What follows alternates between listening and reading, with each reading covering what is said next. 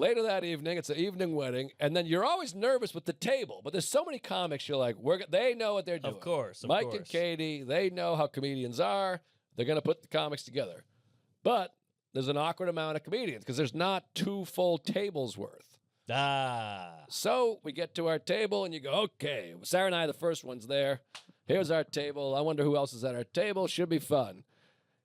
Well, here comes a couple of people. You're like, they're probably walking past us. I doubt they're sitting here. It's like a flight. They park right next, not just at the table, right next to me. It's Sarah, me, and a big bald guy in his 50s who looks like he's done, 7 ounces of Coke. He's just looking at me, what's going on, man? How do you know Mike? He's a big wrestly cop. Oh, boy, here we go. How do you know Mike? I go, I'm a comedian. Well, you don't seem very funny to me, you big fat homo. And I go, all right, boy.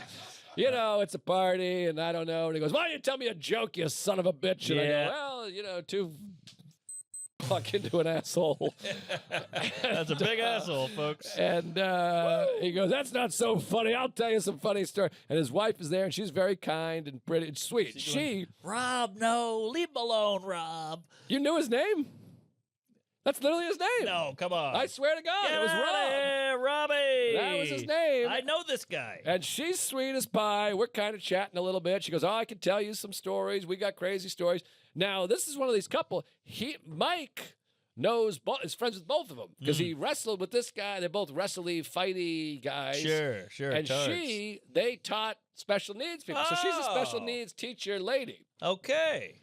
Couldn't be nicer. I'm teasing, of course. It couldn't be nicer. So I got Sarah, James Mattern, Ray Ellen, Katie Nolan, Soder.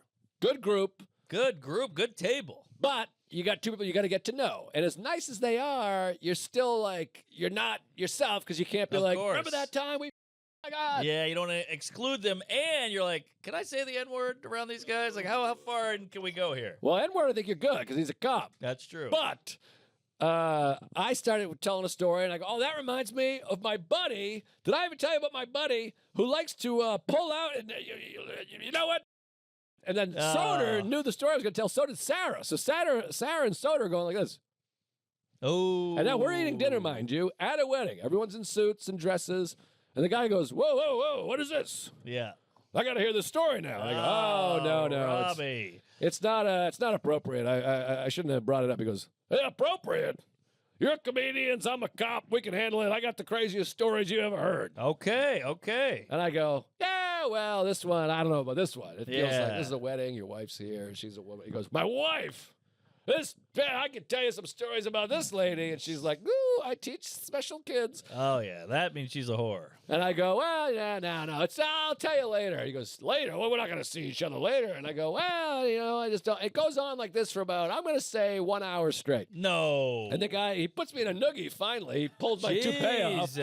And he goes, you tell me that story. You're going to tell me. And I go, all right. Well, okay, I'll tell the story. And Soder's going, what are you, crazy? And Sarah's grabbing my leg, and I go, all right, well, the story is I got a buddy, and during sex, he likes to pull out and come on the girl, and then eat it off of her.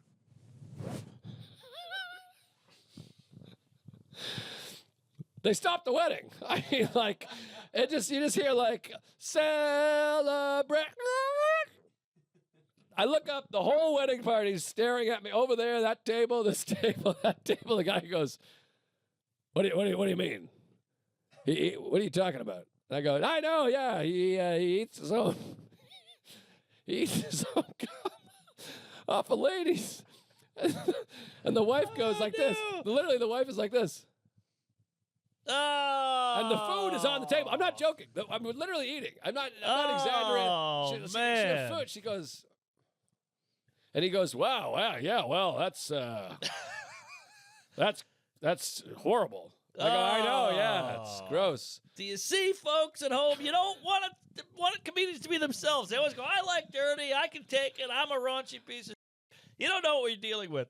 I felt horrible. The lady was horrified. Of course. I mean, she works with special needs, and I'm like, yeah, my friend eats cum off a lady's tits. Well, you think she'd seen some kid eat his own turd. Maybe, but I don't think she wants it at the dinner table in mixed company. So then I got to spend another half an hour at the table being like, anyways, anyone else got a story? Or yeah. How about that Marco Rubio? I went over, and then Greg Warren, who's like the most pragmatic, reasonable guy, he goes, what are you, out of your mind? No. And then he couldn't stop laughing. He was like, that is hilarious. But he goes, even that's disgusting. I don't want to hear that story. That's horrible. I'm a comedian. This feels like a me thing. It doesn't feel like a you thing. Well, because I caught myself. Right. I didn't do it. And then he kept begging and begging and begging. Yes. And I said, no, you don't want to hear the story. And I swear to God, he showed me his pistol. He was like, if this is going to be trouble. And I went, okay, all right. I just don't. Jeez. Wow. Well, the Popo, they're not what they used to be. They used to love a good cum-guzzling Nazi. Well, I don't think he minded. I think the wife was a little bit appalled. Right, and everyone at the table, nobody at the table back, everyone was just looking like, what are you doing? Thank God she didn't have Twitter. She could have Joe Gatto'd your ass. I know. It was bad, and I felt horrible, but what are you going to But the nice thing is, there's another table of comedians. I go over there, I tell them the story, and they're all on the floor. There we go. That's all good, and she'll get over it. They were eating each other's jizz that night, I'm sure. I think it's fine, but we danced the night away, and what a great time. And then you start reflecting, because you're all in suits, and you go, God, I've known these guys for so long, and it's just a beautiful life we're leading, and very grateful.